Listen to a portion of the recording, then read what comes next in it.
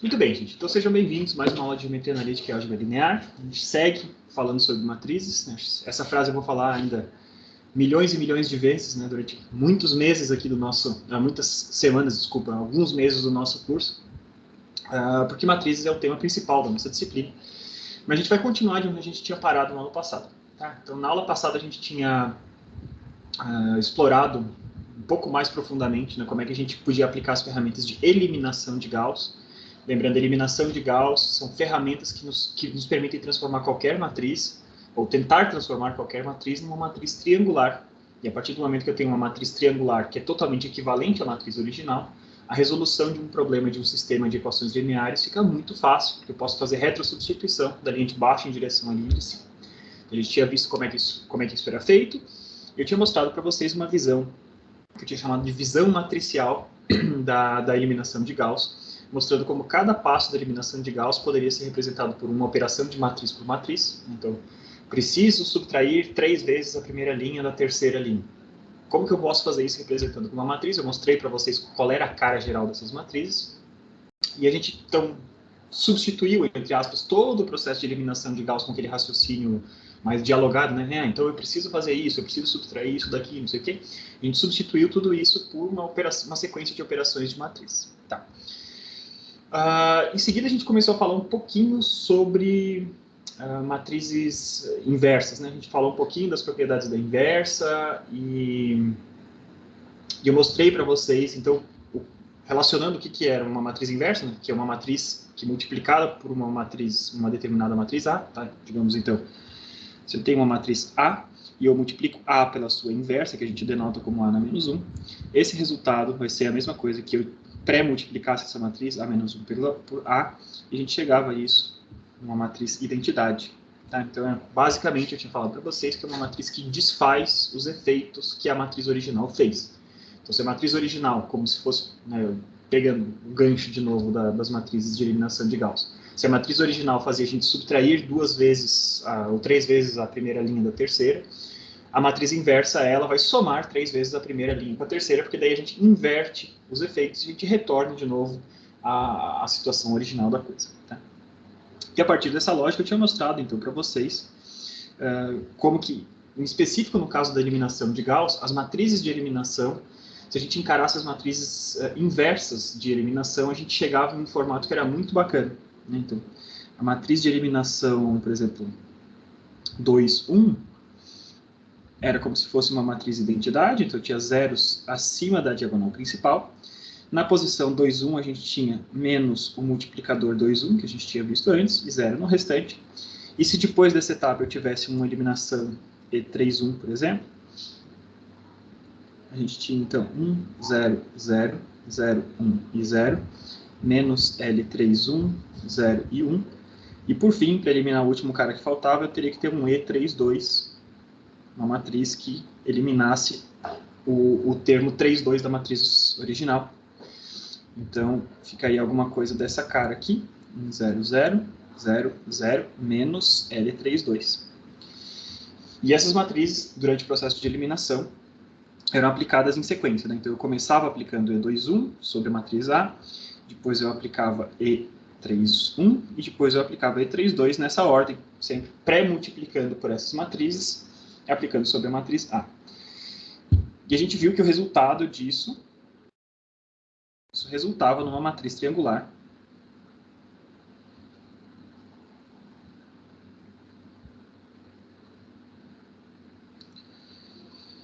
Se a gente pegasse, então, e fizesse o efeito composto dessas matrizes, se eu pré-multiplicasse todas essas matrizes umas pelas outras, eu poderia dizer que o processo de eliminação todo era representado por uma matriz E. Só que essa matriz E em si, a gente tinha visto que ele continha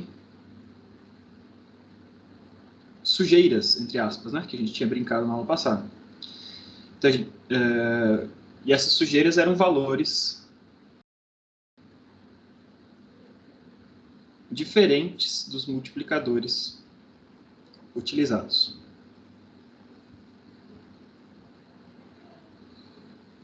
E a última coisa que a gente viu, então, na aula passada foi o seguinte. Se no lugar da gente pegar essa matriz, né, que E multiplicado por A me leva a uma matriz triangular, além disso, uma triangular superior, né?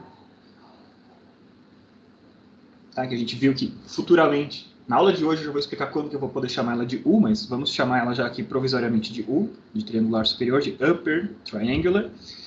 Então, se no lugar de eu pegar um E vezes A ser igual a U, eu poderia querer fazer o contrário. Eu poderia dizer que A pode ser fatorado em uma matriz E na menos 1 vezes U.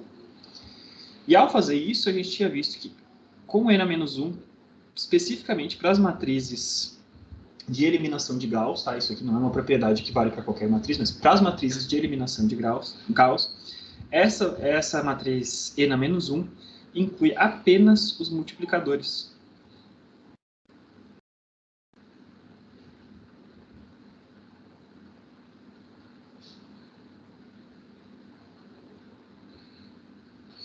E essa matriz, então, para a gente construir essa matriz, a gente tem que pegar e inverter, né? Para isso dar certo, né? Para a gente conter apenas os caras dos multiplicadores, a gente tinha que aplicar aquela propriedade da inversa, que até eu esqueci de aplicar no primeiro momento, daí eu me embananei um pouquinho, mas depois lembrei, graças à pergunta de algum de vocês aí. E eu tinha falado para vocês aqui, E na menos 1 vai ser igual, então, a essa sequência de matrizes que a gente tinha, E32, E31, E21. Eu estou pegando aqui um exemplo 3×3, só para não ter que ficar escrevendo 200 milhões de matrizes aqui, né? Então, tudo isso aqui era a matriz E elevado a menos 1, e pela propriedade das matrizes inversas, para isso aqui dar certo, o que eu tenho que fazer? Eu tenho que inverter todo mundo e trocar a ordem. Tá? Então, se eu estava ali E32, E31, E21, eu vou trocar a ordem, vai virar E21 na menos 1, E31 na menos 1 e E32 na menos 1, na seguinte forma.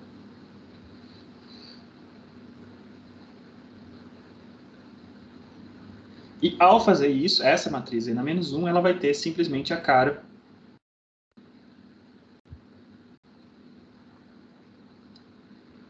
que a gente desejaria que ela tivesse, né? Então, os multiplicadores sem trocar o sinal nas posições correspondentes. Então, L21, L31 e L32. Essa é a cara. Então, foi assim que a gente acabou a aula passada. Então, já estávamos falando sobre matrizes inversas, já estávamos falando, associando ferramentas de eliminação de Gauss com o conceito de matriz inversa. E o que a gente vai falar hoje, o primeiro tema da aula de hoje, a gente tem alguns temas diferentes, tá? Mas o primeiro tema da aula de hoje, ele trata da seguinte pergunta.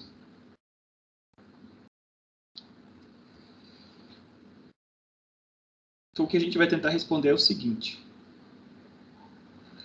Podemos usar a eliminação de Gauss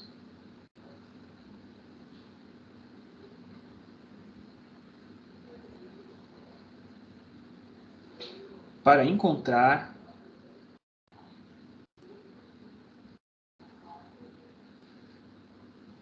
matrizes inversas de qualquer matriz?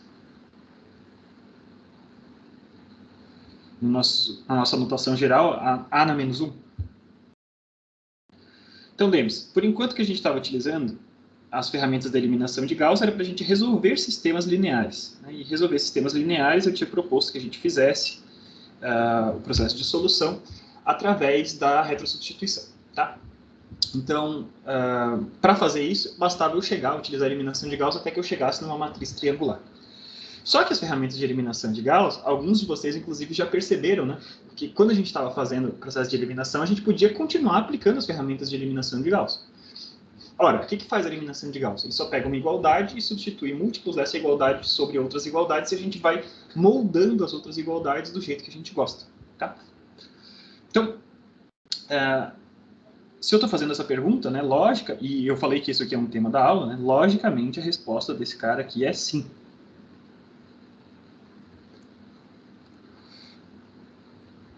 E o que a gente vai fazer? Esse processo de eliminação de Gauss que a gente vai utilizar até chegar à inversa, ele é um processo especial, e ele recebe um nome especial agora, tá? Ele se chama, então, procedimento de Gauss-Jordan. Então, conserva o nome do Gauss, porque o Gauss que teve a ideia básica daquelas ferramentas da gente ir substituindo as igualdades nas outras e ir moldando as coisas do jeito que a gente gostaria. Só que a contribuição do matemático do Jordan foi a gente pensar para que a gente poderia aplicar isso para achar matrizes inversas. E matrizes inversas seguem sendo uma forma da gente resolver sistemas lineares, né? Então, a gente está dentro ainda do mesmo objetivo geral. A gente tinha visto que gostaríamos de resolver, era possível, na verdade, resolver sistemas lineares através da retrosubstituição, maravilha. E agora a gente vai ver, a gente sabe também que seria possível a gente resolver sistemas lineares através da matriz inversa. Afinal de contas, isso aqui eu já escrevi várias vezes, né? Se AX é igual a B, e se eu conhecesse, de alguma forma, quem é A na menos 1, eu posso pré-multiplicar essa equação toda por A na menos 1. Então, eu fico A na menos 1 vezes A vezes X é igual a A na menos 1 vezes B. A na menos 1 vezes A da identidade vezes X é igual a A na menos 1 vezes B. Ou seja, a solução do meu sistema, o vetorzinho X, é simplesmente um produto da matriz A na menos 1 vezes B. Tá, então, esse aqui seria o nosso segundo método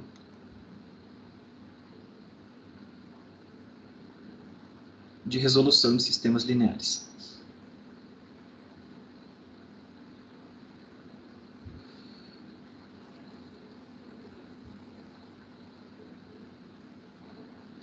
Então, o que é a lógica por trás da eliminação de Gauss? A gente viu que a eliminação de Gauss eu poderia utilizar, eu ia trabalhando a equação e, ao mesmo tempo, eu ia trabalhando a matriz B, o vetorzinho B de resultados. Tá? Então, imagine que eu tenho uma matriz A e que eu possa escolher qualquer vetor B.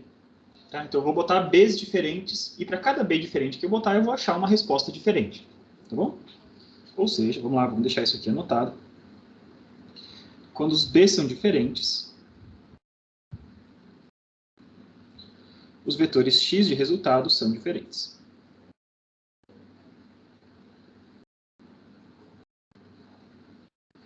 Tá? Então, uma maneira que a gente poderia representar nosso processo de eliminação qualquer, do jeito que a gente tinha feito, tá? Uma representação possível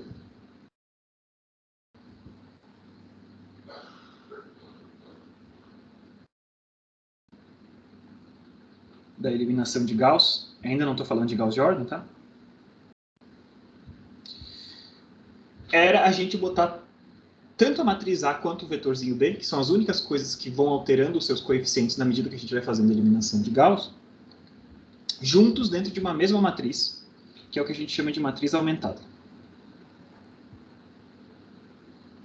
Vocês devem se lembrar, né? Na aula passada eu até tive, na aula passada ou na outra ainda já, eu tive um pouquinho de dificuldade para representar quando eu tinha que multiplicar um cara pelo outro, né? Menos 3 vezes a primeira equação, só lá na terceira, daí, putz, como é que eu represento o lado esquerdo e o lado direito da equação? Ficou meio meia boca, até botei uns tracinhos ali. Vocês vão entender por que eu tinha posto aqueles tracinhos, tá? Então, essa matriz aumentada, a gente vai fazer o seguinte. A gente começa com a matriz A, tenha ela quantas colunas e quantas linhas ela precisa ter. Em seguida, a gente pode botar tracinhos assim, tá? Um pontilhadinho, e a gente empilha o vetor B que a gente está trabalhando ao mesmo tempo.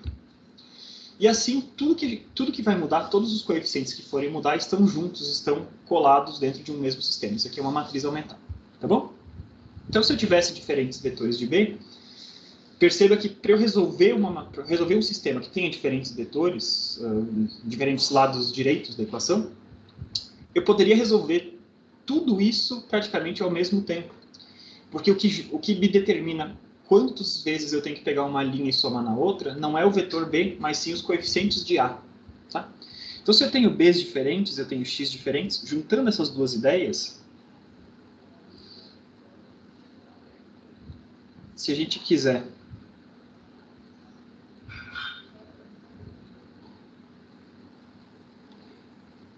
resolver para diferentes Bs,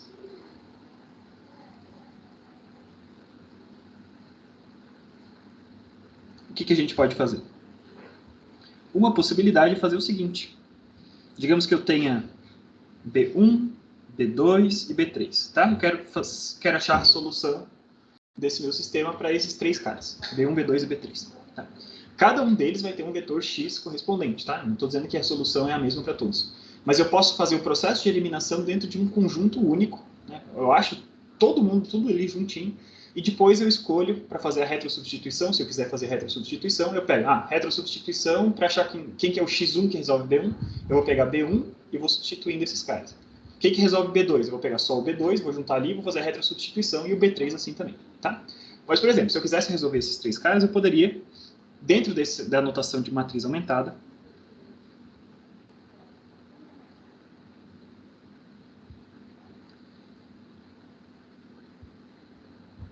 escrever o seguinte.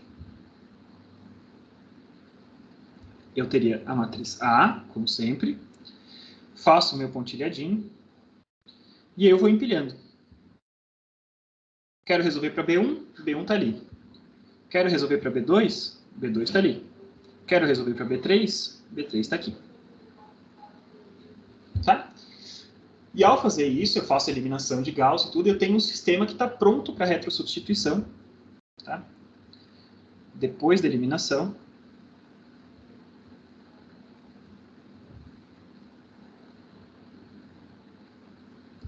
o sistema está pronto para resolução por retrosubstituição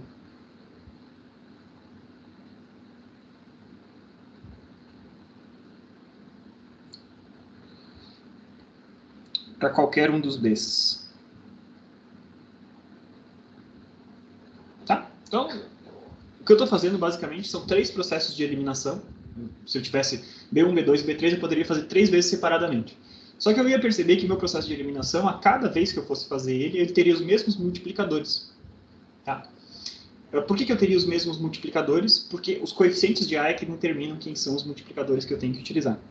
Então, por que eu já não junto tudo isso aqui? Eu faço a eliminação de uma vez e vou alterando todos os vetores, todos os lados direitos de uma vez, e com isso está tudo pronto para eu aplicar esse cara depois. Tá? Então, é um pouco essa a ideia. Então, beleza, eu posso fazer isso. Espero que eu tenha convencido vocês que eu posso fazer isso. Agora, o que foi a grande ideia de Jordan? Né? O que determina esse sistema de Gauss-Jordan?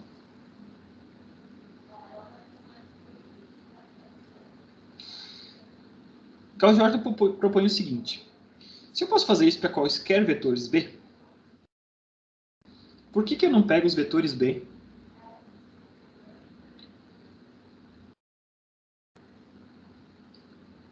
como colunas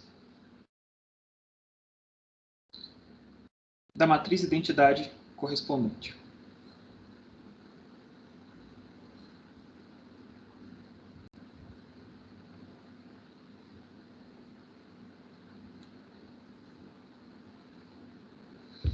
Tá? Então, essa é a proposta. Se vocês estão convencidos que funcionaria para quaisquer vetores B, então eu poderia então, pegar os vetores que fossem as colunas da matriz de identidade de tamanho correspondente. Então, se A é 3 por 3, por exemplo, tá? A é 3 por 3. Então, os vetores B que eu vou escolher para preencher essa matriz aumentada serão os seguintes. O vetor B1 é a primeira coluna da matriz identidade 3 por 3, que é 1, 0 e 0. O vetor B2 é a segunda coluna da matriz identidade 3 por 3, que é 0, 1 e 0. E o terceiro vetor, B3, é a terceira coluna da matriz identidade correspondente, que é 0, 0 e 1. Tá bom? Então, vamos pegar agora uma matriz, vamos montar essa matriz, matriz original que a gente tinha, tal, e vamos fazer esse processo, tá? Então, a matriz aumentada ela passa a ser o seguinte. Vamos pegar agora, vamos dizer que A seja uma matriz que vale 2, menos 1, 0, menos 1, 2 e menos 1, 0, menos 1 e 2. Tá bom? Se essa for a minha matriz A, essa é a minha matriz de coeficientes originais. E eu vou fazer, então, a forma aumentada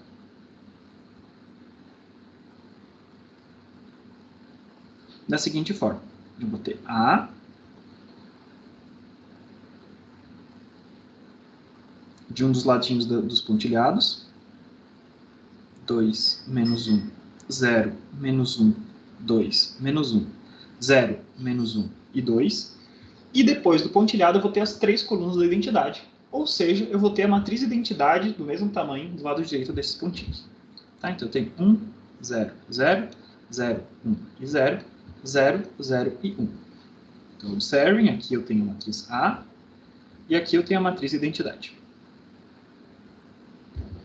Beleza? Então, começamos desse ponto. Esse é o nosso ponto de partida quando a gente está fazendo o processo de Gauss-Jordan. Você põe a matriz que você quer achar inversa, do lado esquerdo, e a matriz identidade do lado direito. Agora, o que eu faço? Aplico eliminação.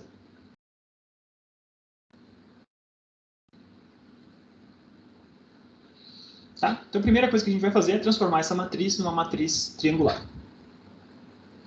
Então, vamos começar. Primeiro termo, pivô, vale 2. Tá? Multiplicador, 2, 1, para eliminar aquele número que está ali na posição 1, é o número que está multiplicando aquele cara, que é menos 1, dividido por 2, ou seja, menos meio. Nem precisava ter escrito ali 2, né? Tem um menos meio de multiplicador. Para eliminar o que está ali na terceira posição, vocês observam que ele já está eliminado, né? Só vamos deixar aqui escrito, formalizado. Então, eu tenho 0 dividido por 2, então eu não tenho nada a fazer com a terceira linha. Nesse primeiro passo de eliminação, para eliminar quem está abaixo daquele número 2, que é o nosso primeiro pivô, a gente faz, então, mantém a primeira linha, 2, menos 1 e 0. Primeira linha não mudou nada, então do lado direito também não muda nada, permanece 1, 0 e 0. Segunda linha, a gente pega o multiplicador, multiplica pela primeira linha, troca o sinal e soma na de baixo. Tá? Então, o multiplicador era menos meio, vou multiplicar pela primeira. Menos meio vezes 2, deu menos 1, trocando o sinal, deu 1. Tá? Então, menos meio vezes a primeira linha, somado na segunda. Tá? Menos meio vezes esse cara aqui, deu menos 1, troquei o sinal, deu 1, somado com menos 1, deu 0, que era o que tinha que acontecer. Seguindo, menos meio vezes menos 1, deu meio, troca o sinal, deu menos meio, então eu tenho 2 menos meio, isso vai me dar 3 meios. Em seguida, menos meio vezes 0, deu 0, então não mudei essa posição menos 1 aqui. O que aconteceu do lado direito? Agora eu tenho que prestar atenção, né, porque eu tenho que fazer tudo que eu faço do lado esquerdo da equação, eu tenho que fazer do lado direito também. Então vamos continuar esse processo. Então eu tenho multiplicador, menos meio vezes primeira linha, vezes esse carinha aqui, né? Vezes 1. Então, menos meio vezes 1 deu menos meio, troca o sinal, deu meio, somado com 0, ficou meio, ficou meio aqui. Em seguida, eu tinha zeros nas outras posições, então o restante não mudou nesse cara. Beleza, tranquilo. Na terceira linha, como o multiplicador era 0, eu posso simplesmente copiar a terceira linha, né? Não fiz nada nesse cara ali. Então, continuou sendo 0, menos 1 e 2, 0, 0 e 1. Meu primeiro passo de eliminação aconteceu. Debaixo do número 2, eu zerei todo mundo. Beleza. Então, segundo pivô agora, desço uma linha e vejo quem é o cara que multiplica quem está na posição 2, 2, né? Segunda posição da segunda linha. O segundo pivô, então, é 3 meios. Preciso eliminar quem está abaixo dele, né? Estou no processo de eliminação, então só tenho um cara a eliminar, é da linha 3, na posição 2. Então vai ser o número que está multiplicando ele lá, tenho menos 1, dividido pelo pivô, que é 3 meios, ou seja, o meu multiplicador é menos 2 terços. Certo? Multiplicador menos 2 terços, aplico ele à terceira linha. As duas primeiras linhas já estão do jeito que tem que estar para a eliminação, então não mudo nada. 1, 0 e 0. 0, 3 meios e menos 1. Meio, 1 e 0. E agora, a terceira linha, a gente aplica, né? Pega o multiplicador, vezes a segunda linha, troca o sinal e soma na terceira. Então eu tenho menos 2 terços vezes 0, mais 0, 0, né? Como esse primeiro valor já estava eliminado, isso é natural que eu não precise fazer nada na primeira. Agora eu pego menos 2 terços vezes 3 meios, então o 2 corta com 2, o 3 corta com 3, fiquei com menos 1.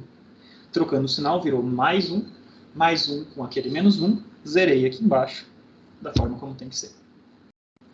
Seguindo adiante, menos 2 terços vezes menos 1 deu mais 2 terços. Troco o sinal, menos 2 terços, eu tenho 2 menos 2 terços. 2 são 6 terços, menos 2 terços, isso me dá 4 terços.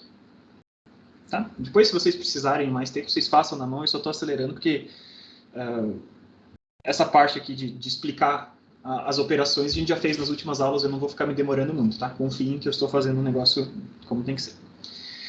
Seguindo, lado direito da equação. Menos 2/3 vezes 1/2. Então, o 2 corta com 2, eu fico com menos 1/3. Menos 1/3, troco o sinal, virou mais 1/3, somado com aquele zero, aparece 1/3 aqui embaixo. Agora eu tenho menos 2/3 vezes 1, deu menos 2/3, troco o sinal, mais 2/3, aparece 2/3 aqui embaixo, somando com zero. E esse cara aqui não muda, porque 2/3 está multiplicado pelo zero. Então, se eu tivesse interessado em eliminação, eu teria parado aqui, tá? Então, fiz essa eliminação, cheguei nesse ponto. Por que acabou a eliminação? Porque aqui eu já tenho uma versão triangular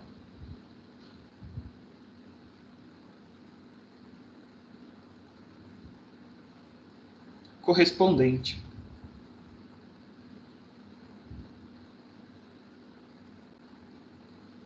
ao A. Tá? Só que a gente não está em eliminação simplesmente. Agora a gente está falando em Gauss-Jordan, procedimento de Gauss-Jordan. Então, o primeiro passo foi eliminação. Tá? Então, deixa eu só reescrever aqui. Primeiro passo.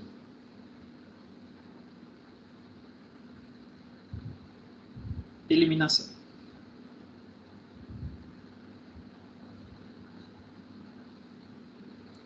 Só que a gente tem outros passos, né? Quem que é o segundo passo agora? O meu segundo passo agora é zerar acima dos pivôs.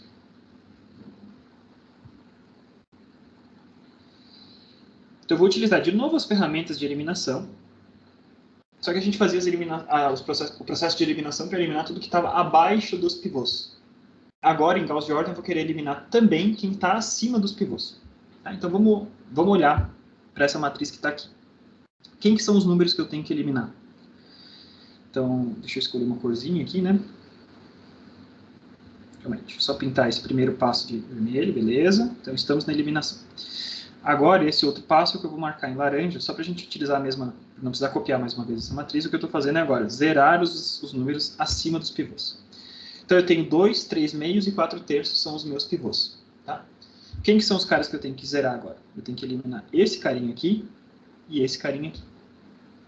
São os números que na matriz anterior sobraram acima dos pivôs. São números diferentes de zero que estão acima dos pivôs. Tá? Então, basicamente, o que eu estou buscando, o meu objetivo nesse segundo passo é, mais do que uma versão triangular, eu quero uma versão diagonal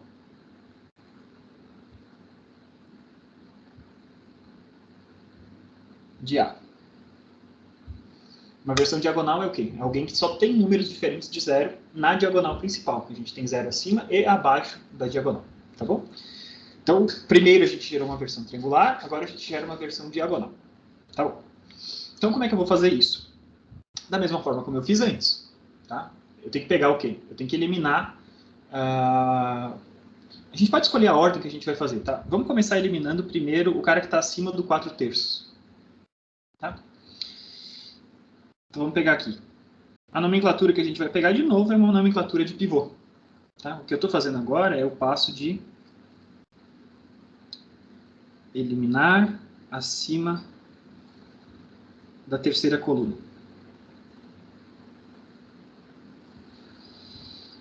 A gente não é obrigado a fazer nessa sequência, mas a gente pode definir assim. A gente faz a eliminação de cima para baixo, né? A eliminação normal, abaixo dos pivôs, da primeira linha em direção à última, e depois a gente começa a eliminar acima dos pivôs de baixo para cima. Tá? Por quê? Porque de baixo para cima vai ser a mesma sequência de operações que a gente vai ter, só que a gente vai começar pela primeira operação que a gente vai ter que eliminar mais números. Né?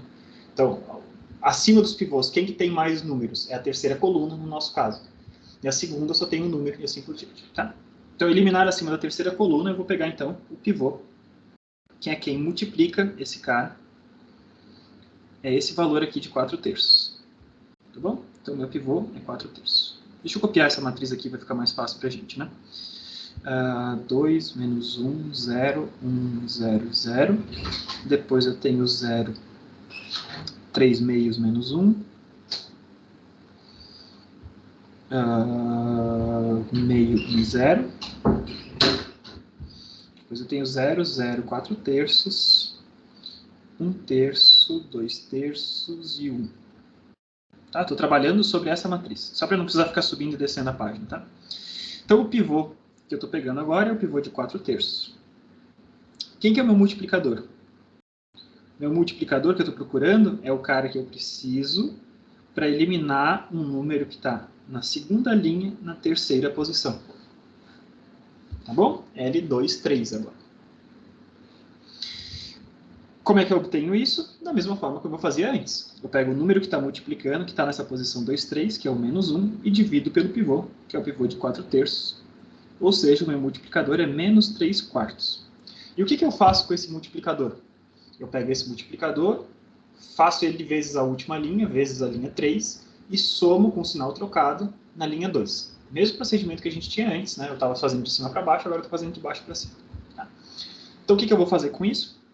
Vamos pegar menos 3 quartos vezes a terceira linha, somando na segunda. Tá? Então, depois dessa etapa de eliminação, a gente vai ter o seguinte, 2 menos 1. Vamos começar de baixo para cima, né? 0, 0, 4 terços, 1 terço, 2 terços e 1. E agora, segunda linha. Eu tenho menos 3 quartos vezes 0 mais 0, nada muda, continua 0. Como tem que ser, né? Eu não posso criar problemas. Eu já tinha eliminado alguma coisa e o meu processo, não posso fazer aparecer números onde não deveriam aparecer. Beleza. Agora eu tenho menos 3 quartos vezes 0 mais 3 meios, eu não estou mudando nada, assim como também deve ser, porque eu não quero mudar o número do pivô nesse momento. O pivô é o pivô, tá legal, beleza? E agora sim, menos 3 quartos vezes 4 terços, isso vai me dar menos 1, né? O 3 quarto com 3, o quarto com 4, deu menos 1, troco o sinal, virou mais 1, e vou somar com o menos 1 que eu tinha, virou 0, que era isso que eu queria que acontecesse. Tá? Para que tudo fique coerente, eu tenho que fazer com o restante da equação também. Então, eu tenho menos 3 quartos vezes 1 terço. O 3 quarto com 3 ficou menos 1 quarto. Troco o sinal, mais 1 quarto. 1 meio mais 1 quarto, passo a ter 3 quartos. Depois, menos 3 quartos vezes 2 terços. O 3 quarto com 3 ficou com menos 2 quartos, ou seja, menos meio. Tá?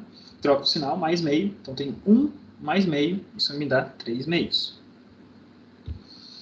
E, finalmente, eu tenho menos 3 quartos vezes 1, isso deu menos 3 quartos, troco o sinal, deu 3 quartos, somado com 0, deu 3 quartos. E a primeira linha, como já estava eliminado, né, o multiplicador referente à posição 1, a posição 3, desculpa, da linha 1, é 0 dividido por 4 terços, ou seja, o multiplicador é 0, ou seja, a gente não precisa mudar nada da primeira linha, porque ele já está eliminado ali em cima. Então, só copio ali. 1, 0 e 0. Tá? Então, eu eliminei quem está acima da terceira coluna. Agora, vou eliminar quem está acima da segunda coluna. Acima da segunda coluna. Acima do pivô, né? Sempre o acima de quem é acima do pivô. Então, quem que é o pivô da segunda coluna? É o 3 meios, né?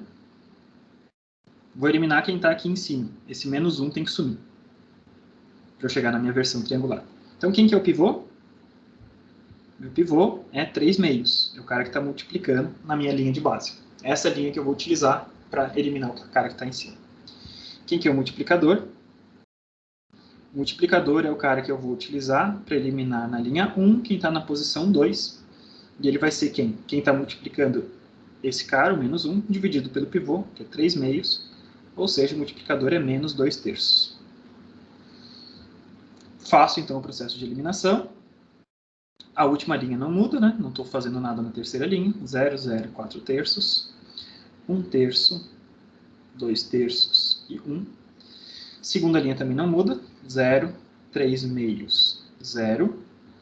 3 quartos. 3 meios e 3 quartos. Tá? E agora a primeira linha vai mudar. Como que a primeira linha vai mudar? Eu vou pegar multiplicador, multiplicar pela segunda linha e somar na primeira trocando o sinal. Então vamos lá. Menos 2/3 vezes 0 dá 0, então não mudo quem está na primeira posição, como tem que ser, porque aquele pivô já é um pivô eliminado ali em cima. Show. Depois eu tenho menos 2/3 vezes 3 meios, 2 corta com 2, o 3 corta com 3, deu menos 1. Troco o sinal, virou mais 1, somo com o menos 1 que tinha lá em cima, apareceu o 0, pintou o 0, que era o que eu precisava que acontecesse. Sigo fazendo. Menos 2/3 vezes 0 dá 0, somado com 0 deu 0. Em seguida, a gente tem que fazer tudo para o lado direito também, né? Depois do pontilhado nessa parte ali. Então eu pego menos 2/3 e multiplico por 3/4. O 3 corta com 3, eu tenho menos 2/4, ou seja, menos meio. Troco o sinal, virou mais meio, e somo com 1. 1 mais meio dá 3 meios. Em seguida, menos 2/3 vezes 3 meios. 3 com 3, 3 corta com 3, o 2 corta com 2, ficou menos 1. Menos 1, troco o sinal, virou 1. Somei com 0, apareceu o 1 aqui em cima. E, finalmente, menos 2/3 vezes 3/4, o 3 corta com 3, fiquei com menos 2/4, ou seja, menos meio. Troco o sinal, virou mais meio, somado com 0, apareceu o meio aqui. Tá bom? O que aconteceu agora? Ao final desse processo, no final do segundo passo, eu obtive uma versão diagonal de A. Tá bom? E agora a gente ainda não acabou. Falta um único passo, mas é um passo bem mais simples que os anteriores. O terceiro e último passo é dividir cada linha pelo seu pivô. Então, cada uma das linhas tem um pivô e zeros, tanto à direita quanto à esquerda desse pivô. Para que eu vou dividir cada linha pelo seu pivô?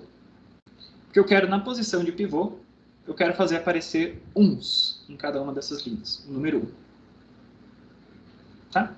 Então, o que é o meu objetivo com esse terceiro passo? É encontrar a matriz identidade do lado esquerdo. Tá? Então, o que eu preciso fazer? Olhe para aquela equação ali. Então, a primeira linha inteira eu vou dividir pelo pivô 2. Posso fazer isso? Se eu fizer do lado esquerdo e direito da equação, tá tranquilo, né? Se eu tenho 2x é igual a 4, eu divido essa equação nos dois lados por 2, eu fico x igual a 2, é a mesma equação. Então, se eu divido o lado direito pelo pivô e o lado esquerdo pelo pivô, o lado esquerdo e o lado direito pelo pivô, funciona. Tá? A segunda linha,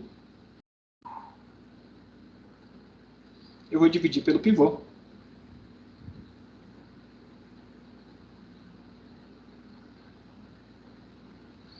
Que vale 3 meios. E, finalmente, a terceira linha, eu vou dividir pelo pivô.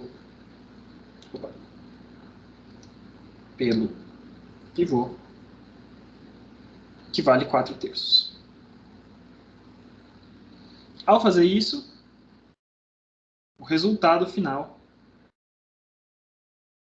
Gauss-Jordan total, faz aparecer o seguinte. Dividindo a primeira linha por 2. 2 dividido por 2 dá 1. Os zeros dividido por 2 não mudam, então tem 1, 0, 0. Tracinhos. Lado direito. 3 meios dividido por 2 me dá 3/4. 1 dividido por 2 dá 1 meio. 1 meio dividido por 2, 1/4. Segunda linha. 0 dividido por 3 meios dá 0. 3 meios dividido por 3 meios dá 1. Então, 0, 1. 0 dividido por 3 meios dá 0. Lado direito. Tenho 3/4 dividido por 3 meios. Então, 3/4 por 3 meios, inverte a fração no segundo, corta 3 com 3, corta o 2 com 4. Esse cara aqui vira 1 meio. Depois, 3 meios dividido por 3 meios, isso aqui dá 1. Em seguida, eu tenho 3 quartos, de novo, dividido por 3 meios, mesmo raciocínio de antes, isso aqui dá meio. Última linha, dividido por 4 terços. 0 dividido por 4 terços dá 0. 0 dividido por 4 terços dá 0. 4 terços dividido por 4 terços dá 1. Então, eu tenho 0, 0 e 1. E agora, lados direitos. 1 terço dividido por 4 terços. Mantenho a primeira fração, inverto a segunda, corto 3 com 3, sobrou 1 quarto aqui. Depois, tenho 2 terços dividido por 4 terços. Mesmo esquema, mantenho 2 terços, inverto a segunda fração, virou 3 quartos, corto 3 com 3, sobrou 2 quartos, corto um com o outro, deu 1 meio. E depois 1 dividido por 4 terços, só inverter a segunda fração, 3 quartos. O que aconteceu agora? Agora eu tenho, através das ferramentas de eliminação, eu fiz a matriz identidade pular do lado direito para o lado esquerdo. Então, quem que é essa matriz que sobrou aqui? Essa matriz que sobrou vai ser a matriz A na menos 1. Então, o que a gente começou? Né? A gente começou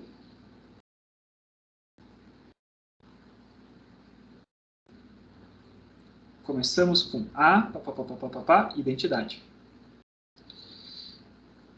A gente aplicou o processo de eliminação e as ferramentas de eliminação o tempo inteiro, e a gente chegou em identidade e uma outra matriz do outro lado que eu estou falando para vocês que é A na menos 1. Faz sentido para vocês por que esse cara obrigatoriamente é A na menos 1? Ora, se cada passo que a gente fez de eliminação, né, se cada uma das ferramentas de eliminação que a gente aplicou pode ser representado por uma matriz, então tudo que eu apliquei do lado esquerdo, né, eu estou pré-multiplicando A por um monte de matrizes. Se a gente for pensar o que eu fui fazendo, ao longo do processo a minha matriz A teve quem? Ela foi multiplicada por uma matriz E2,1, por uma matriz E3,1, por uma matriz E3,2. Em seguida a gente multiplicou esse cara por uma matriz E2,3, eliminei o cara que estava em cima, por uma matriz E1,3, e depois por uma matriz E1,2. E depois eu dividi cada um deles pelos seus pivôs. Tá? Então, eu multipliquei esse cara. Cada uma das linhas estava multiplicada por matrizes que representam isso também. Tá? Então, eu fiz essa sequência de operações sobre a matriz A. Só que como eu tinha essa forma aumentada, essa mesma sequência de operações operou sobre A e operou sobre a identidade. Se ao final das contas, dessa sequência de operações que estava sendo aplicada tanto sobre A quanto sobre a identidade, se tudo isso aqui, esse conjunto, essa matrizona que representa o processo de eliminação completa, aplicou sobre A e aplicou sobre a identidade, e no final das contas apareceu a identidade no começo, então essa matriz que multiplicou A, esse cara inteiro aqui, que eu vou chamar de exão, tá? Portanto, exão vezes A vai ser igual à identidade. Certo? Ou seja, exão tem toda a cara de A na menos 1, né? E isso fica tão mais claro quando a gente pensa que a exão aplicada ao que era a identidade, no final das contas, saiu uma outra matriz. Então, a gente faz aparecer esses caras, né? Entendendo o processo de eliminação de Gauss como uma sequência de operações de matrizes, se eu começo com A do lado esquerdo e a identidade do lado direito, aplicando o processo de eliminação a todo mundo ao mesmo tempo, até que eu chegue com a matriz identidade do lado esquerdo, só posso ter do outro lado a matriz A na menos 1. Tá bom? Então, a gente usou as ferramentas de eliminação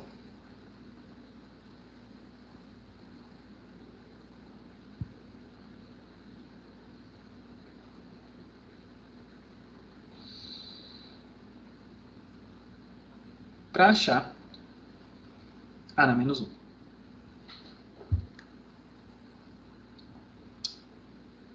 Então, o que é legal? O processo de Gauss-Jordan ele é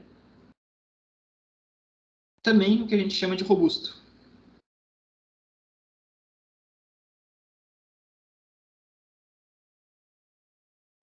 Por que ele é robusto? Se A tem inversa,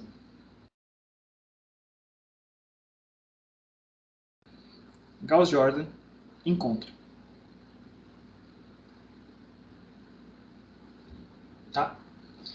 Então, isso é uma vantagem. Gauss-Jordan é robusto. Se a matriz estiver inversa, a gente aplica essas ferramentas quantas vezes a gente precisar, se precisar, né, faz tudo o que precisa até a gente chegar na identidade, a gente encontra quem é essa inversa. Show.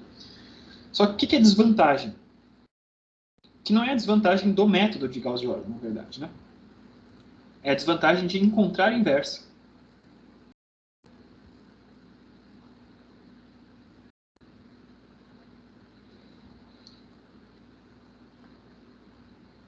É caro demais.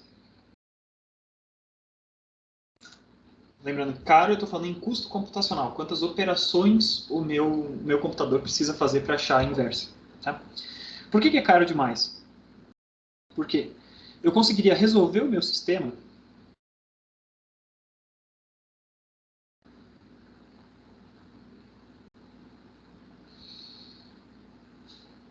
era possível, né? Com o mesmo número de operações, com o mesmo custo computacional, apenas do primeiro passo de Gauss-Jordan. Lembre-se que o primeiro passo de Gauss-Jordan era a eliminação. Na hora que eu cheguei no formato triangular, com o formato triangular eu já conseguiria resolver o sistema que eu preciso resolver. Então, tudo que eu faço depois disso são coisas que sim me ajudam a achar a inversa da matriz, beleza. Só que em termos de resolução de sistemas lineares, eu estou fazendo operações a mais que eram desnecessárias. Uma vez que eu já tenho uma versão triangular, eu já consigo resolver o meu sistema por retrosubstituição. Tudo que eu estou fazendo depois daquele ponto é finesse, né? A gente está fazendo coisas que a gente não precisaria obrigatoriamente fazer, tá? Então vamos discutir um pouquinho em termos de quanto que é esse custo computacional. Tá? Só deixa eu aqui abrir uma outra parte das minhas notas de aula, porque eu separei em dois, tá? Na outra vez que eu dei essa disciplina, não tinha caído essas duas partes da aula no mesmo momento. Tá aqui, vamos lá.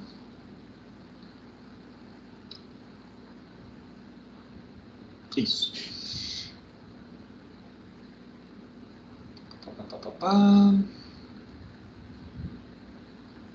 Então, quanto é que é esse custo computacional? O custo computacional de encontrar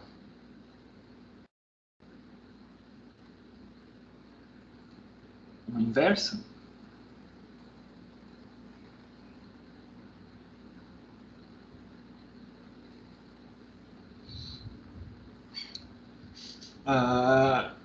explicitamente, né, encontrar a inversa através de Gauss-Jordan,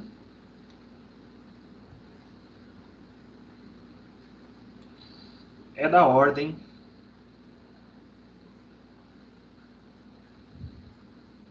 de n ao cubo sobre 3 operações. Tá. Então, n ao cubo sobre 3 operações, o que eu quero dizer? Então, se eu tenho uma matriz 3 por 3, o número de operações, né, de multiplicações e somas que a gente vai ter que fazer até chegar na matriz inversa dentro do processo de eliminação, vai ser basicamente, se a matriz é 3 por 3, esse n vale 3, então 3 ao cubo são 27 dividido por 3, e tenho n ao cubo, 3 vezes 3, 9, 3, 27, dividido por 3 dá 9, na ordem de 9 operações diferentes que a gente precisa fazer para achar a inversa. Bom, professor, não é tanta coisa assim, né? Estamos fazendo menos operações. Não estamos fazendo tantas operações. Lembrem-se, né, que para a maioria dos casos, dos fenômenos físicos que a gente vai explorar, esses n's eles podem ser grandes demais. Então, se esse cara está crescendo com n ao cubo, né, se eu passo de uma matriz 3 por 3 para uma matriz 4 por 4, só adicionando uma linha e uma coluna a mais nessa matriz, a gente já passa a ter 4 ao cubo, 4 vezes 4 é 16, vezes 4 é 64, dividido por 3, eu já tenho 20 e tantas operações para fazer. Então, observe como esse negócio vai explodindo, né? Ele vai... Existe uma progressão geométrica nesse cara bem grande, né? Então, isso aqui sobe muito rápido quando o n vai subindo. Tá? Então, o que é mais robusto do que isso? É não robusto, mas mais contido em termos de custos computacionais. Tá? Então, Achar inversas, de maneira geral, não é alguma coisa que um sistema que seja programado, né? Se alguém fez um programa de computador para resolver um sistema linear, ele não vai fazer a resolução de sistemas lineares através de achar a inversa daquela matriz. Geralmente, o que vai ser feito, tá? E a gente volta então no tema que eu já tinha dado uma pincelada já na aula passada, né? Geralmente, quando a gente faz uma resolução de um sistema linear de um programa computacional, ele usa o que a gente chama de fatoração LU. E esse é o segundo grande tema da aula de hoje. O primeiro grande tema foi achar a inversa através do processo de Gauss-Jordan. E o segundo grande tema agora é fatoração LU, ainda dentro do nosso objetivo principal dessa parte da disciplina, que é a resolução de sistemas lineares. Então, é um método de resolução de sistemas lineares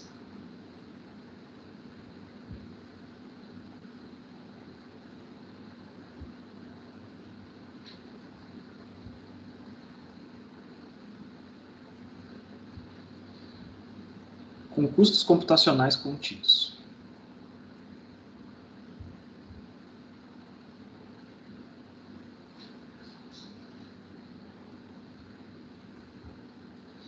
E esse cara aqui,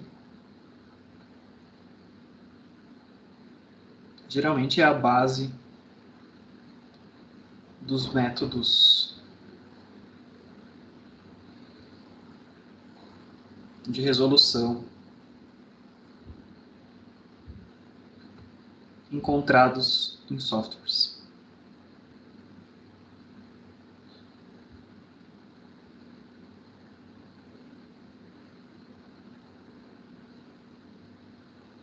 Deixa eu só traçar um pouquinho melhor essa linha, senão o toque vai ficar complicado, a gente vê uma linha tão torta. Então, a faturação LU é isso. Tá? O que é a faturação LU? Tinha explicado já para vocês. Né? Fatorar alguma coisa, encontrar uma matriz fatorada é o seguinte. É a gente definir quais são as matrizes que eu preciso multiplicar ou operar entre elas para voltar a ter A. Então, a fatoração LU basicamente é isso aqui. Ó. É uma fatoração que diz que a matriz A original ela pode ser decomposta em uma matriz L e uma matriz U. Tá? É isso que eu estou dizendo aqui. Uma matriz A pode ser fatorada, não, decomposta, em duas matrizes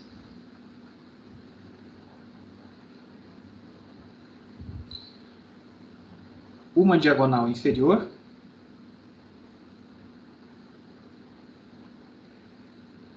ou seja, com números diferentes de zero abaixo da diagonal principal. Essa matriz é o que a gente vai chamar de L, de lower triangular, né, abaixo da... triangular inferior, não diagonal, desculpa.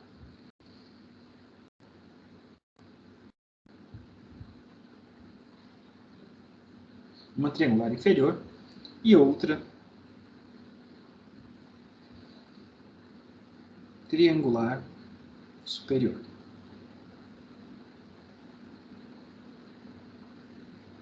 Que é a que a gente vai chamar de U de upper, na parte de cima, upper triangular. Tá?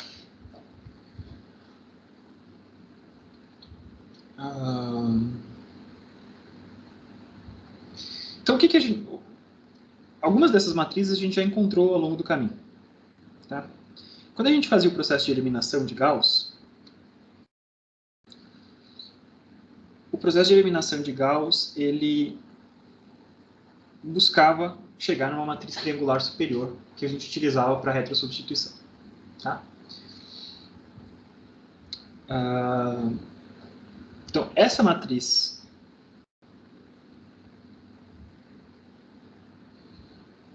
resultante do processo de eliminação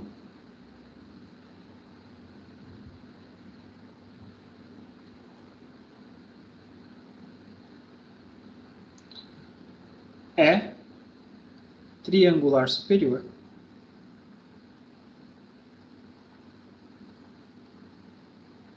e é essa matriz que a gente vai chamar de U. Tá? E a nossa pergunta passa a ser, então, o que eu tenho que multiplicar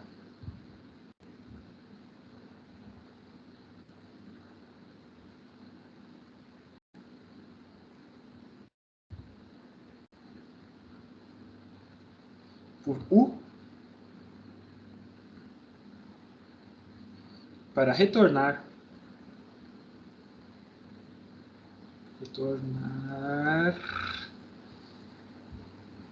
a matriz A.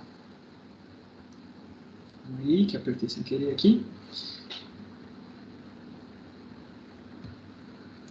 A gente já viu, né, os passos, né? O que a gente precisou fazer, operar sobre A para chegar até U? Olha, a gente tinha visto que as matrizes de eliminação que a gente aplicava nos levavam até a matriz U. Então, se eu começava ali com E2, 1, E3, 1, E4, 1, aí pulava para outra coluna. E3, 2, E4, 2, e assim por diante, né? Então, tinha ali E4,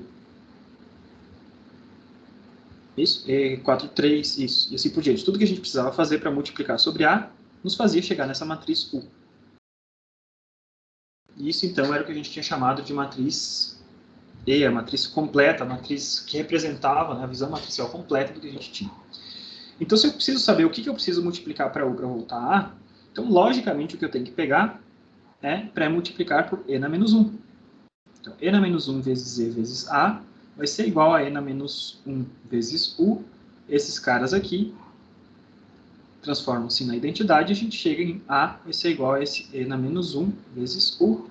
E a gente já viu, então, que esse E na menos 1, eu pego todas as matrizes que foram aplicadas, ponho todo mundo a menos 1 e inverto a ordem delas. Tá? Então, a matriz A vai ser dada pela matriz, a sequência de operações que eu tive que fazer. Então, se fosse uma matriz assim, 4x4, como essa que eu estou representando, tenho E2, 1, E3, 1, na menos 1, E4, 1, na menos 1. Segunda coluna. E3, 2 na menos 1, E4, 2 na menos 1, terceira coluna, E4, 3 na menos 1, tudo isso multiplicado por U, eu chego nessa matriz. E esse cara aqui. Então, claramente, só pode ser esse cara que é o L. E a gente tinha visto que sim, no formato das matrizes de eliminação, esse cara dava uma matriz triangular inferior. E a gente chegou, então, na expressão A igual a L. Ah, então tudo isso aqui não é novidade, a gente já tinha visto antes. Tá?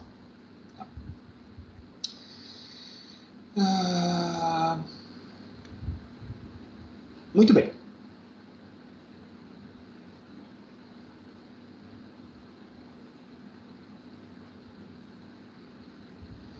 O que é a novidade agora, então, né?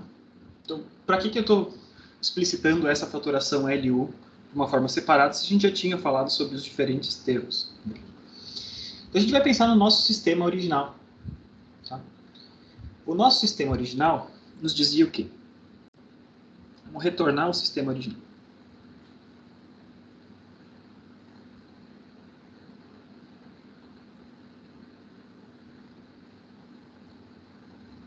Ele nos dizia que AX é igual a B.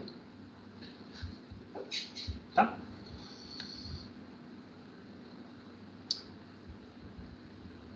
Só que quando A vale LU,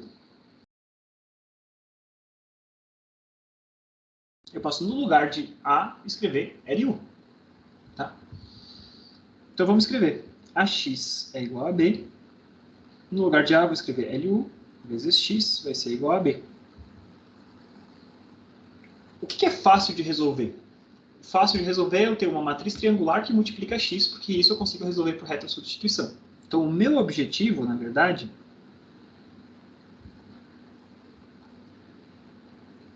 é ter alguma coisa que seja uma matriz triangular que multiplica o mesmo x e me dê um vetorzinho c, por exemplo, um outro vetor c. Tem que mudar o lado direito da equação, porque isso aqui eu consigo resolver por retrosubstituição.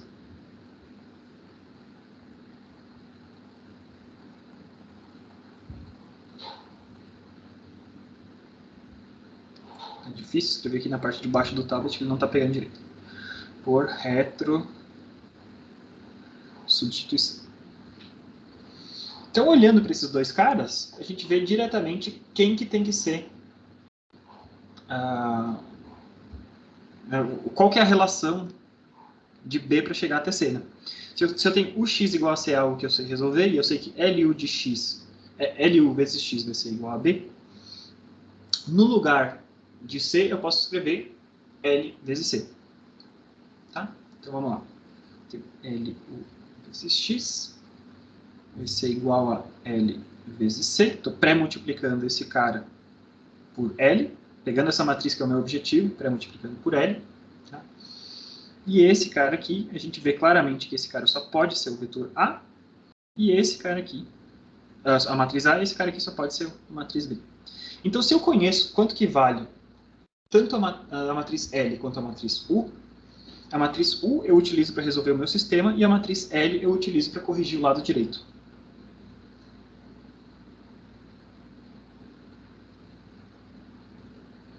Matriz L corrige B em C, faz as operações que eu precisava fazer para que B vire o lado direito correspondente da equação, transformei B em C, e em seguida a matriz U resolve o meu novo sistema, o X igual a C.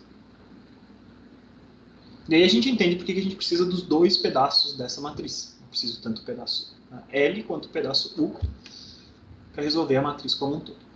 Tá?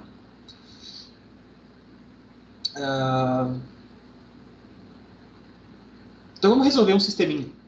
Tá? Resolver um exemplinho aqui, não custa, nunca é demais a gente fazer esses exemplos, tá? Até ficar fixo na cabeça de vocês que esse negócio funciona mesmo. Então um exemplo, de novo uma matriz que tem vários zeros e uns, né? Uma matriz bem tranquila que a gente tem para resolver, para operar esses caras. Então vamos pegar uma matriz 4x4. Tá? A matriz vai ser 1, menos 1, 0 e 0. Menos 1, 2, menos 1 e 0. 0, menos 1, 2 e menos 1. 0, 0, menos 1 e 2. Então vocês estão vendo, né? As diagonais elas tendem a ser 2, tirando a primeira posição elas são 2, e todo mundo que está à direita e à esquerda delas vale menos 1. Isso aqui tem a ver com uma matriz que a gente pode utilizar para fazer uma aproximação de derivadas.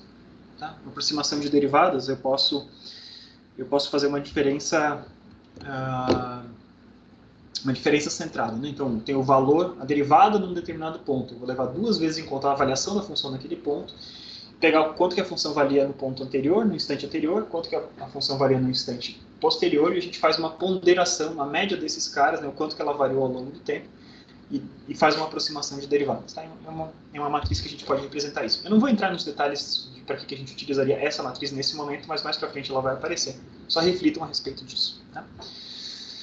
Se a gente faz o processo de eliminação como um todo, tá? A gente vai chegar à conclusão que esse carinha aqui ele vai ser decomposto da seguinte forma. O multiplicador que a gente vai aparecer para eliminar da segunda linha o que está na primeira vai ser menos 1, né? É o menos 1 dividido pelo pivô, que é 1.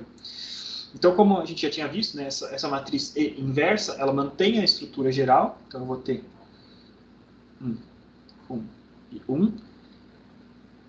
Os zeros aparecem por tudo. E, em seguida, nas posições correspondentes, aparecem os próprios multiplicadores sem maiores problemas, sem a gente precisar se preocupar com os sinais. Tá? Então, o multiplicador desse cara aqui era menos 1. Tá?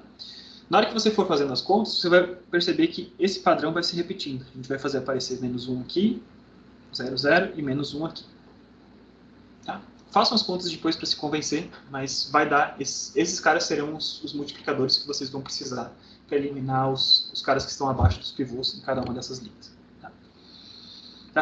Vamos fazer só a primeira de cabeça aqui para vocês se convencerem, talvez. Né? Como é que eu elimino esse cara aqui? Multiplicador. Esse número dividido pelo pivô, o multiplicador dá menos 1. Então, eu pego menos 1 vezes a primeira equação e troco o sinal. Então, menos 1 vezes 1 deu menos 1. Trocando o sinal deu 1, somado com esse cara de baixo deu 0. A gente eliminou esse cara ali de baixo. Então vamos escrevendo o que está resultando aqui. Né? Primeira linha, então tem 1, menos 1, 0 e 0. Depois dessa primeira etapa de eliminação, esse cara aqui virou um 0. Continuando, eu tenho menos 1 vezes a primeira linha, menos 1 vezes menos 1 deu 1. Trocando o sinal deu menos 1. 2 com menos 1 deu 1. Depois tenho menos 1 vezes 0 deu 0, sobrou menos 1 aqui e 0.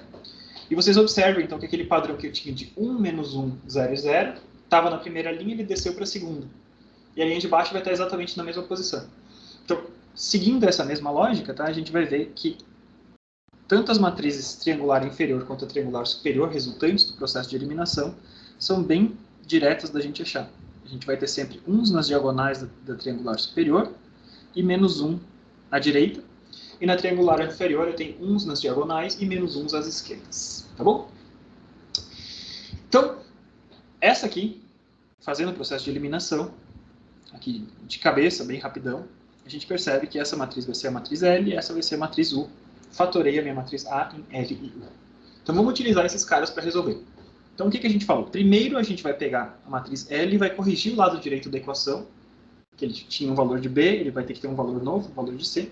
Vou pegar esse lado direito, vou corrigir, e depois eu vou pegar U e vou fazer por retrosubstituição. Então vamos supor que eu queira resolver essa matriz para um lado direito que valha 1, 1, 1 e 1. Tá? Então esse é o meu B original. Então a primeira coisa que eu tenho que fazer, a gente corrige B usando L. O que eu estou procurando, então, é L vezes B é igual a C. Eu vou aplicar L vezes esse vetor. Desculpa, L vezes C é igual a B, né?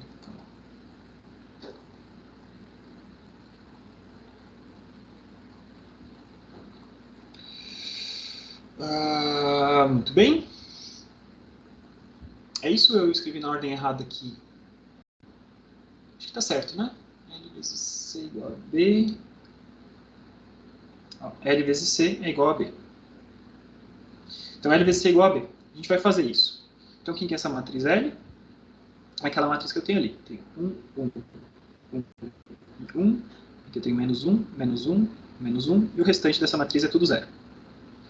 E eu quero achar quanto é que vale esse novo lado direito, que é C, que vai ter 4 coordenadas. C1, C2, C3 e C4.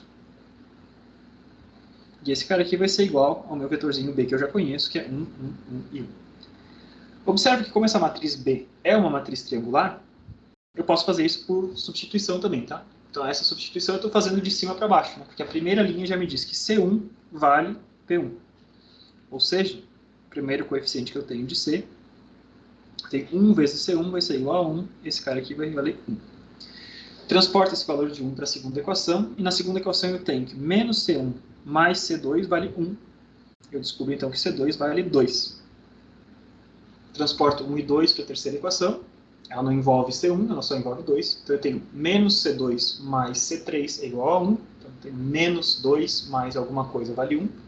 C3 vale 3. Transportando para a quarta equação, a gente descobre que C4 vale 4. Então achei o novo lado direito da equação. O que eu faço com esse novo lado direito?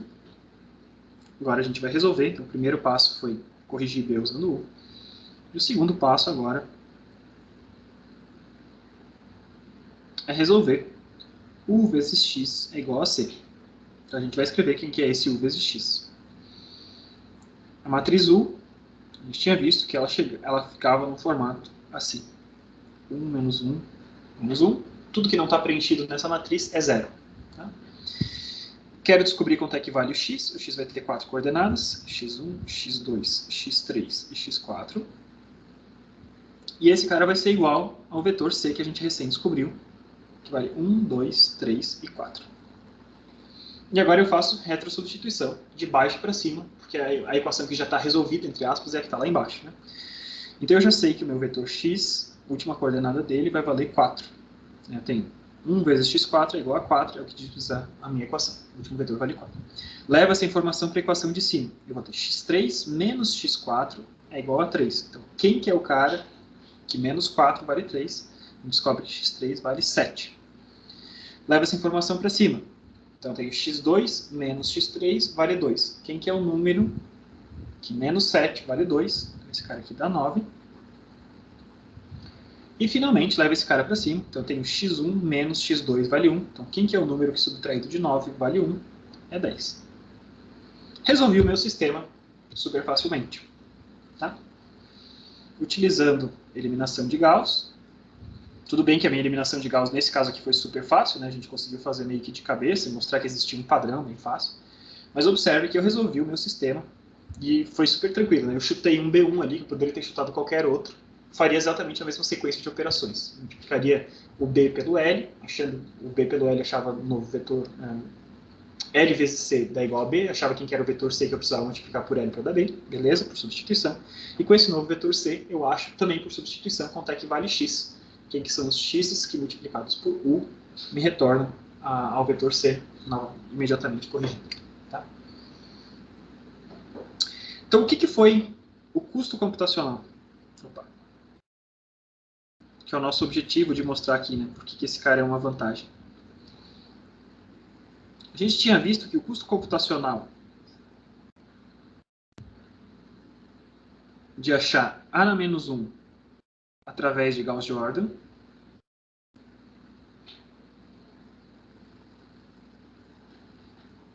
ele estava proporcional a n ao cubo. A resolução do sistema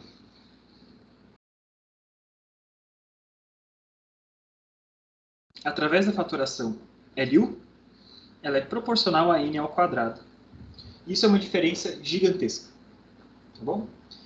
Então, esse cara aqui justifica, né, a diferença de custo computacional desses caras justifica por que a gente não vai programar no sistema de computador a encontrar quanto é que vale A na menos 1. A na menos 1 é um cara que custa muito mais, né, esse cara aqui é muito mais proibitivo, esse cara aqui é um problema, um vermelhinho, enquanto esse outro cara aqui é algo desejado, né, um azulzinho esverdeado aqui, algo que é desejado. Tá?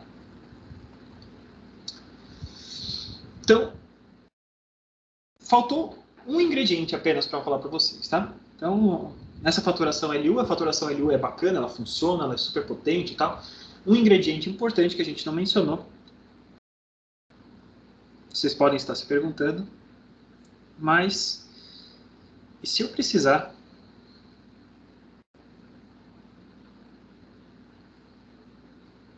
permutar linhas? Lembre-se que quando a gente tinha apresentado a eliminação de Gauss, eu tinha mostrado para vocês que às vezes a gente chega com um probleminha de ter zero numa posição de pivôs. E não necessariamente isso é um problema, né, fatal, mas é alguma coisa que envolve uma operação a mais. Também uma operação matricial, de aplicar pré-multiplicar uma matriz de permuta, mas isso muda um pouco a sequência das coisas, né? E na hora que a gente faz essa permuta de linhas, a gente muda um pouquinho a cara a sequência das operações. Então, se eu falei, a partir da matriz A eu vou chegar numa versão triangular superior, isso é verdade quando eu não precisei permutar linhas. Se eu utilizei as ferramentas de eliminação e pintou um zero na posição de pivô, não foi apenas através daquelas matrizes de eliminação E que eu cheguei na versão triangular superior. A versão triangular superior, para eu chegar nela, eu precisei aplicar uma matriz de permutação antes. Tá? Então, tudo que a gente falou vale, tá? Tudo isso é verdade, tá? Mas no caso mais geral possível... Opa.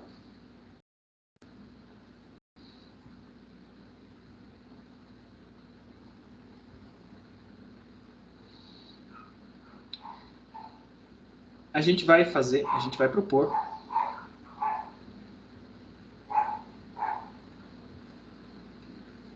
vai permutar linhas antes de começar a eliminação.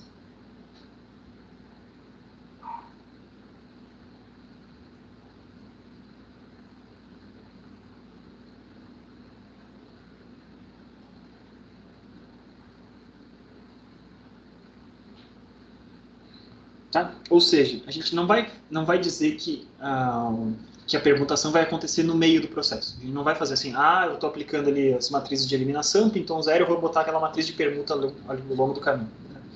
Então, como eu tinha apresentado antes, era assim, né? Eu tinha uma matriz A, eu tinha ali A, E2, 1, E3, 1, e daí eu precisava, às vezes, permutar. Permutei a segunda linha com a terceira, e daí eu continuava a fazer E3, 2, por exemplo. Tá? A nossa proposta é que a gente não faça isso, mas que a gente faça o seguinte, a gente faça a permuta antes. Eu faço P vezes A, e depois a gente elimina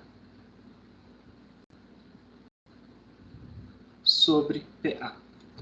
Ou seja, no caso mais geral, o caso mais correto da gente falar é o seguinte, que PA pode ser decomposta em LU.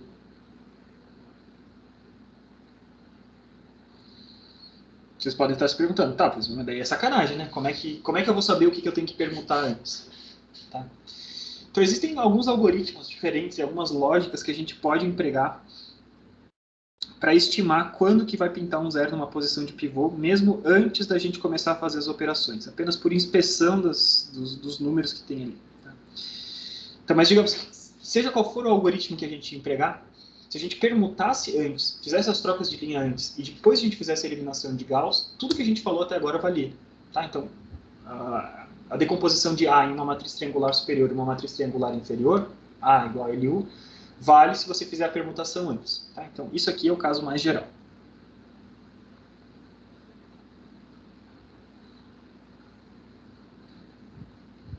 Então, como saber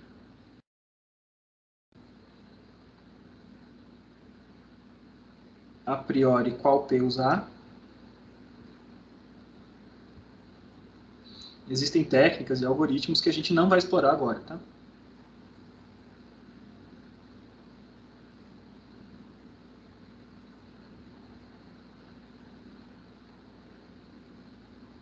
A gente não vai explorar esses caras agora, mas se a gente conseguisse saber qual era o P que a gente tinha que aplicar, a gente pegava P vezes A, já estava tudo permutado, e depois a gente fazia todo o resto da maneira como a gente tinha feito antes. Tá bom?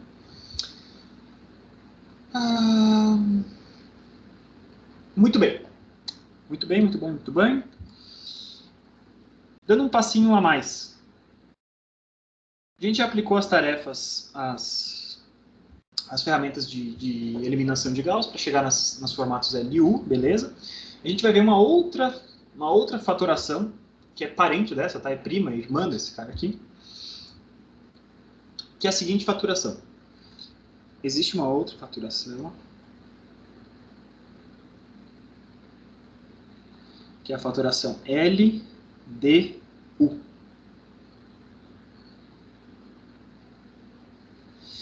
Essa faturação LDU, ela tem uma pequena diferença, tá?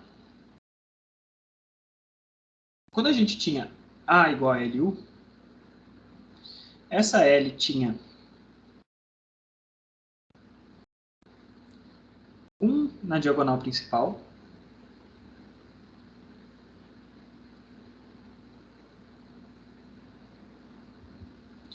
e esse cara aqui tinha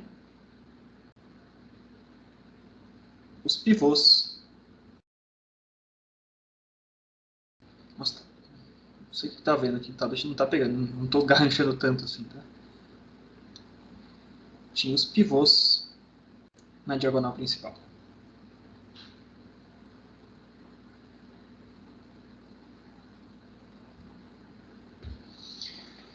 Então ficava um negócio meio diferente, assim, né? A gente pega uma das matrizes tem um na diagonal e outra das matrizes tem números que são diferentes de uns na diagonal. Então a fatoração LDU é justamente, ela vem para fazer exatamente isso. O que é a fatoração LDU? Uma fatoração que diz que uma matriz A pode ser decomposta em um produto de 3 matrizes. Uma matriz L, uma matriz D e uma matriz U. Essa matriz U vai ser uma matriz triangular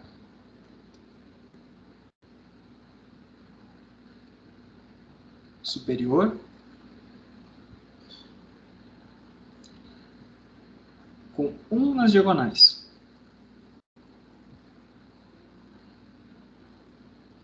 A matriz L é a mesma que a gente já tinha visto antes. É uma triangular inferior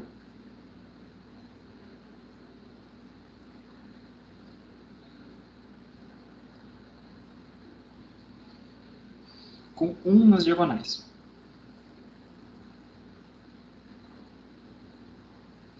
E essa matriz D, que é a matriz novidade, essa sim é uma matriz diagonal, então ela só tem números diferentes de 0 na diagonal.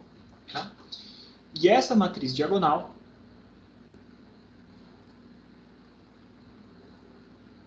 contém os pivôs. Tá? Então fica uma forma bonitinha da gente organizar. O que é a vantagem, entre aspas, desse? Basicamente isso aqui é equivalente àquele último passo de Gauss-Jordan, lembra que a gente fez a matriz, fez zerar abaixo dos pivôs, fez zerar acima dos pivôs, e o último passo que a gente dividiu cada uma das linhas pelos pivôs. É a mesma coisa que a gente vai fazer antes, né, que a gente fez lá, a gente vai fazer aqui. Então a gente vai chegar na matriz L, beleza? Na matriz U, e a matriz U a gente vai dividir cada uma das linhas pelo valor dos pivôs. E para esses caras estarem divididos pelos valores dos pivôs, eu tenho que fazer aparecer uma matriz diagonal que contém esses pivôs para o produto inteiro ser igual. Tá? Então vamos pegar aqui um exemplinho, né, mais fácil. Digamos que eu tenha feito o meu processo de eliminação. No processo de eliminação, resultou uma matriz, um processo padrão U, me tinha dado essa matriz 1, menos 7, 0 e 2. Tá? Então, essa matriz não é uma matriz que esteja com uns nas diagonais. Então, eu vou chamar ela aqui de U barra, tá? Só para a gente fazer a diferença desses dois caras. Então, o que a gente faz? A gente pega e divide cada uma dessas linhas pelo próprio pivô. A primeira linha, o pivô já era 1, então a primeira linha não mudou nada, ficou 1 e 2. Mas a segunda linha, o pivô era menos 7, eu divido por menos 7, ficou 0 e 1. Então, essa é a minha nova matriz U. A matriz D é a matriz, então, que contém apenas os pivôs nas diagonais. O primeiro pivô era 1, o segundo pivô era menos 7, o resto dessa matriz era 0 e 0. Tá? Então, fazendo esse processo como um todo, a gente substituiu a matriz U, que brotava ali do nosso processo de eliminação padrão, por duas matrizes, pela matriz DU. O produto D vezes U dá exatamente essa matriz U barra. Tá? Por que é legal a gente pensar nisso? Né? Pô, parece que a gente está só fazendo um exercício mental ali que não vai ter grandes aplicabilidades, né? Grandes aplicações. Isso tem aplicação, sim. Especificamente, a gente tem casos que a gente vai estudar bem mais em detalhes mais para frente, tá? De matrizes, vocês também devem se lembrar o que isso é lá do ensino médio. Matrizes que a gente chama de matrizes simétricas.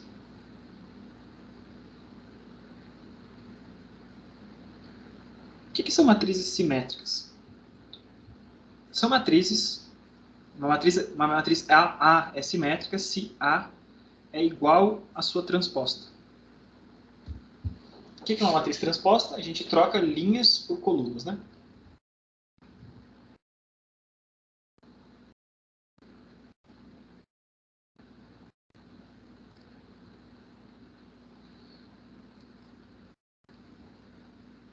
Troca linhas por colunas. Tá, então, por exemplo, se a minha matriz A era uma matriz 2 por 2, tá? Só para a gente fazer o exemplinho aqui. Eu tinha A, B, C e D. A transposto, que é o A com o T maiúsculo na parte de cima. Eu troco a linha pela coluna. Então, a primeira linha, que era AB, vira a primeira coluna. A segunda linha, que era CD, vira a segunda coluna. Tá? Em notação de posições de matrizes, tá? No geral, o que está querendo dizer que a matriz, o termo AIJ da matriz A, vai ser igual ao termo AJI na matriz transposta. Tá bom? Então, quando que uma matriz é simétrica? Quando todos os termos que estão fora da diagonal em posições correspondentes, né, o A21 vai ser igual ao A12, ou seja, quando eu transpuser, quando eu troquei linhas por colunas, não mudou a matriz. Tá? E as matrizes simétricas, elas têm propriedades importantes.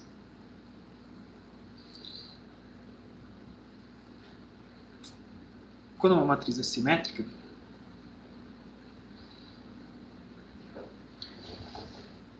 bom, primeiro eu vou fazer umas propriedades de transpostas, tá? Calma aí. Talvez eu devesse ter primeiro apresentado matriz transposta e depois para falar de matriz simétrica. mas só para a gente não perder o foco, né? Considerando que a gente já está quase acabando, faltam 5 minutinhos para a gente acabar. Tá? Então, a primeira coisa que a gente vai ver são as propriedades da transposta.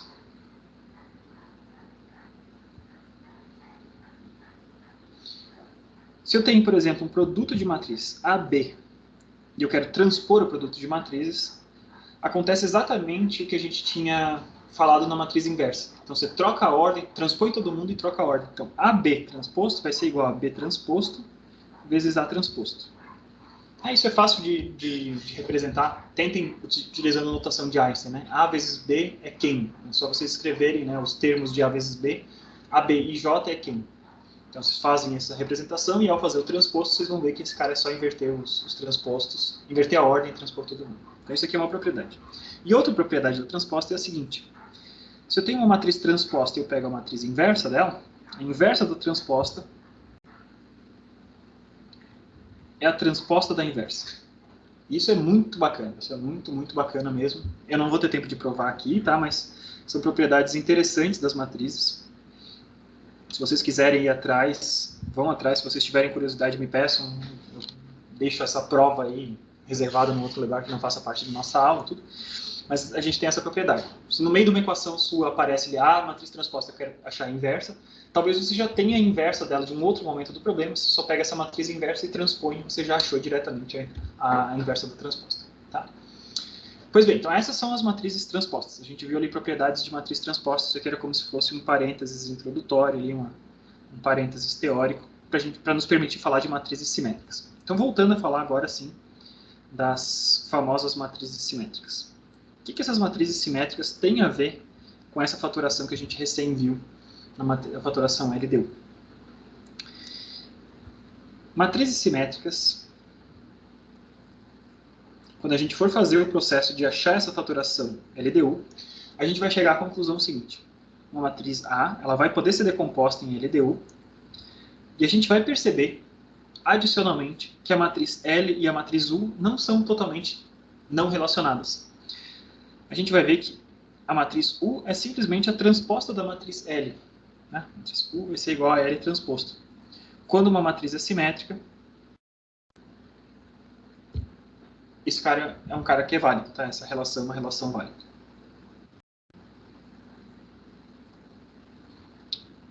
Beleza?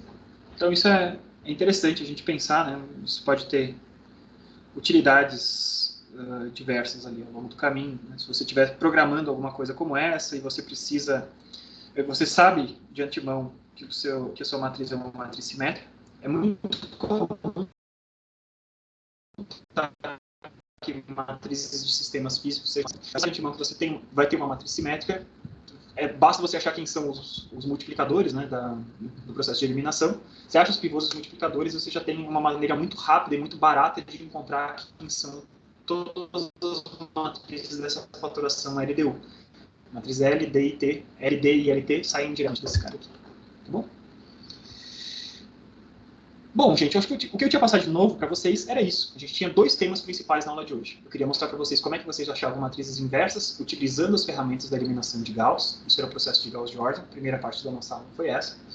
E, em seguida, a segunda parte da nossa aula, a gente discute por que a gente não utiliza a matriz inversa para a resolução de sistemas lineares a partir da ótica do custo computacional e mostrando o que de fato é programado. Né? Quando você vai dentro de um programa como o MATLAB, por exemplo, tá? Não sei se vocês já utilizaram um programa de MATLAB. Quando a gente quer resolver um problema no MATLAB, a gente escreve o seguinte.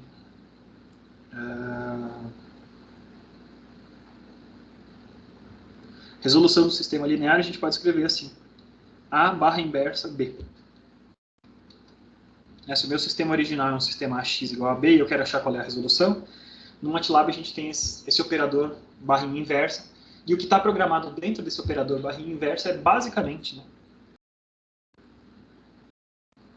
esse operador de resolução de sistemas lineares é baseado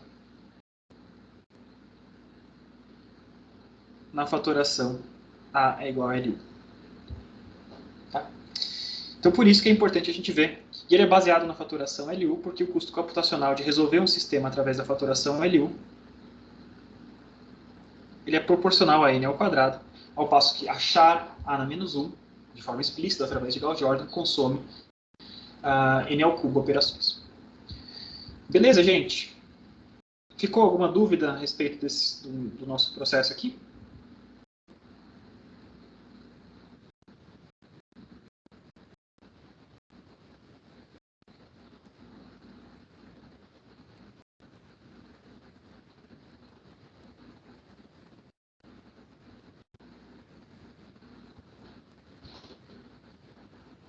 Tranquilo? Ou se não tranquilo, pelo menos passar esse negócio todo, mas eu vou dar mais uma oportunidade para vocês refletirem a respeito dos temas que a gente estudou hoje. Comecinho da aula que vem eu vou falar um pouquinho mais de um teminha ainda associado à resolução de sistemas lineares, de sistemas físicos, tá? Sistemas lineares que representam problemas físicos, eles têm umas características interessantes que é importante a gente ver. Coisas que reduzem ainda mais o custo computacional de resolução desse cara. Eu vou trazer breves exemplos de operações que são úteis para vocês, como, por exemplo, aquela operação de aproximação de derivada, qual é a matriz que eu posso utilizar para aproximar a derivada de uma função, sendo que eu só tenha valores específicos das funções. A gente vai ver as características, então, dessas matrizes, e vai falar um pouquinho mais de custos computacionais e de custos de armazenamento dessas matrizes em sistemas computacionais. Isso vai ser só ali uns 20 minutinhos no começo da aula de amanhã, tá? E depois desses primeiros 20 minutos, a gente vai entrar num outro tema, e esse sim é um tema que a gente vai passar provavelmente um mês inteiro falando sobre ele, que é o tema de espaços vetoriais. Então, a aula de amanhã é uma aula muito importante. Com a aula de hoje, a gente encerra basicamente todas as ferramentas que a gente vai estudar aqui de resolução de sistemas lineares, tá? E a partir, então, passados os primeiros 20 minutos da próxima aula, a gente entra já no próximo tema, o próximo grande tema da disciplina, que é o tema de espaços vetoriais, que a gente vai precisar expandir bastante. Vai ser um tema menos... acho que vocês estão percebendo, né? Esse tema que a gente estava fazendo agora é muito... faz a conta na mão, né? Testa, faz, vê qual é o resultado. Você está operando muita coisa na mão, muita coisa que é facilmente programável para o computador. O próximo capítulo é totalmente diferente. Tá? O capítulo de espaços vetoriais é muito de abstração, de vocês entenderem o que está acontecendo a partir, né? O que representa uma matriz, seja ela o tamanho que ela tiver, e quando que uma matriz tem solução, um sistema linear associado àquela matriz tem solução ou não, isso está relacionado às propriedades de uma coisa que a gente chama de espaços vetoriais. E os espaços vetoriais compostos pelas colunas das matrizes. Né? A gente vai voltar àquele tema que eu tinha falado para vocês, né? Que eu sempre tinha dito. Passem a enxergar matrizes a partir das suas colunas. Enxergar matrizes a partir das suas colunas vai voltar a ser muito importante a partir da aula que vem. Se não pintou nenhuma dúvida, eu vou encerrando a gravação aqui, gente. Agradeço a atenção de vocês, tá? E a gente volta, então, amanhã, no finalzinho da tarde, para continuar as nossas aulas aí de geometria analítica e álgebra linear. Primeira lista de exercícios versa sobre o tema que a gente viu até hoje. Tá bom? Então, eu quero trazer ela amanhã para vocês, daí vocês já conseguem resolver tudo. Eu sei que eu tinha prometido ali para sexta-feira passada, mas eu não consegui fazer. Então, tá parando de gravar agora. E muito em breve, então, a gente se vê, pessoal. Muito obrigado. Falou. Professor, você colocou alguma coisa no Moodle pra gente? Então, cara, eu não tive tempo de atualizar o Moodle, cara. Basicamente, tá tudo aqui, né? Todas as aulas que a gente está fazendo